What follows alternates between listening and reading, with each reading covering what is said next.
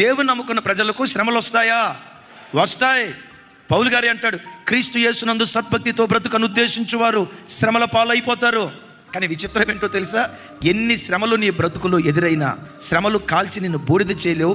ఎదురయ్యే ప్రతి శ్రమ మహిమ కొరకే దేవుడు అనుమతిస్తాడు. గట్టిగా చెప్దాం ఆమేన్.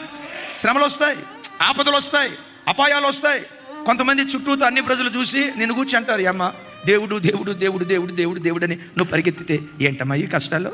వాళ్ళకి రానట్టు, రోగాలే వాళ్ళకి రానట్టు, సమస్యలే వాళ్ళకి రానట్లు, మనమే సమస్యలు అనుభవిస్తున్నట్లు. ఏమయ్యా దేవుడు దేవుడు అని దేవుని దగ్గరికి పరిగెత్తావు, ఏంటయ్యా ఈ కష్టం? కొంతమంది ఎగతాళిగా మాట్లాడతారు. వాళ్ళని చూసి నువ్వు ఏడ్చి ఎట్లా అని అట్లా అనొద్దు. నువ్వేమన్నాలో తెలుసా? నేను నమ్మిన వానిని నేను ఎరుగుదును, ఆయన నన్ను సిగ్గుపరచని దేవుడు. ఏ రోజుకైనా నా తలపైకెత్తుతాడు ఆయన. ఏ రోజుకైనా విజయోత్సవంతో దేవుడు ఊరేగిస్తాడు ఆయన. ఈరోజు ఎగతాళి చేసిన నోరులే, విమర్శ